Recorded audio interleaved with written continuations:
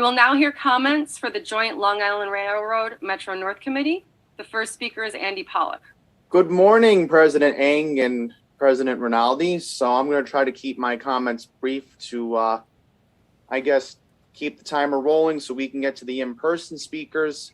So I'm very happy to hear the news that the off-peak fares will remain in effect until the end of this year. This is excellent news because we are trying to get people to come back to commuter rail lines, of course. There are other incentives, just like how for the fall, we're going to have the monthly tickets being honored for weekends, which would help out a lot of people because a lot of traveling is expected to take place throughout the remainder of this year. And especially how I want to thank Board Member Bringman for making this all possible. He has been very vocal on making sure that we can keep the off-peak fares for the remainder of the year. I would hope that when we get to January, there would be a proper discussion of how we could reinstate the on-peak. But for now, off-peak is in effect until the remainder of the year, and this is a good incentive to get people to come back to commuter rail lines. So with that, I conclude my remarks. Thank you, President Eng, and thank you, President Rinaldi, for hearing my comments this morning. Thank you. Mr. Chairman, that concludes the public comment. We had one public speaker who submitted their comments on video. I think we need to play the video now, please. We will now hear comments for the New York City Transit MTA Bus Company Committee. The first speaker is Andy Pollock. Good morning, President Cipriano. So, first of all, I'd like to praise your team for giving us constant communication last week during the aftermath of Hurricane Ida. I know the subway system was flooded last week, but thankfully during the Labor Day weekend, we had the option along the Queens Boulevard line here in Queens to use the Long Island Railroad, which a lot of people were traveling because of Labor Day and because Rosh Hashanah was also coinciding the same weekend. So thank you for being in constant communication with us regarding that. Also, I want to give my praise regarding the new Times Square shuttle. I was recently on it back on Thursday the 9th, and I was very impressed with the tile work at Grand Central Terminal. The platforms overall at both Times Square and at Grand Central Terminal, they are completely wide. And especially how I like the lighting at Grand Central and Times Square. And more importantly, this is something that I never thought that we would imagine having at Times Square.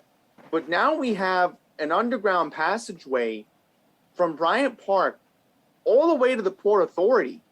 So you have numerous subway lines available along 42nd Street, underground, beginning at 5th Avenue, and then going all the way to 8th. I never thought we would see that day, but I was very impressed to see that at Times Square back on the 9th. So with that, thank you for hearing my comments this morning, President Cipriano, and that concludes my remarks. Thank you very much. Thank you. Thank you. Mr. Chairman, that concludes the public comment. With that, we'll now play a virtual public comment video. We will now hear comments for the Finance Committee. The first speaker is Andy Pollock. Good afternoon, members of the Finance Committee. So this is just going to be a brief comment regarding the cash transactions. So I noticed that for Metro North and the Long Island Railroad, the conductors are now accepting cash payments. It's been like this for a while. But the one thing that I don't seem to understand is why aren't we allowed to make cash transactions for the Metro cards at the subway station? And the only reason why I am bringing this up is because there are a lot of disability advocates who have been wondering, when are we going to be able to start going back to the 8 station agents and start reloading our Metro cards the way we used to? And let's say a Metro card machine is out, because I witnessed that at Flushing Main Street back on Thursday. And I was saying to myself, well, we can't reload here. We have to go to another Metro card machine outside of Roosevelt Avenue. So the station agents need to start taking cash transactions again, because it's time to just go back to the way things used to be. So if the conductors are allowing payments on both Metro North and the Long Island Railroad, why can't the station agents and the subways start taking cash transactions again? So that's just going to conclude my remarks. So thank you so much. We now have one pre-recorded public comment. We will now hear comments for the Capital Program Oversight Committee. The first speaker is Andy Pollack.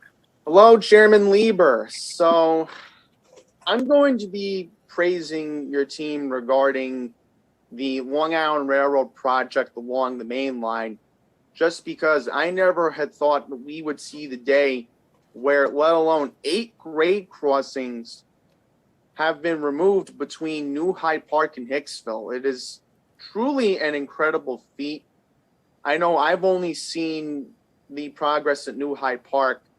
I haven't gone to Mineola yet, but the only thing I've heard regarding the situation at Mineola is along Willis Avenue in Mineola, there is no sidewalk. And I've been seeing pictures and videos online regarding this.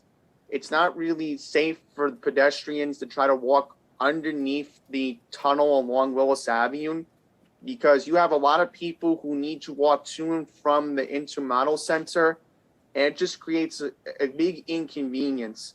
And especially how one person was telling me, well, this is a big inconvenience because I can't get the M15 bus, from what one person has told me online. So I'm hoping that maybe a proper sidewalk can be built along Willis Avenue, because that would really help the residents in Mineola out a lot, especially make the downtown area more pedestrian friendly. So that's going to conclude my remarks. So thank you so much for listening to what I have to say this afternoon.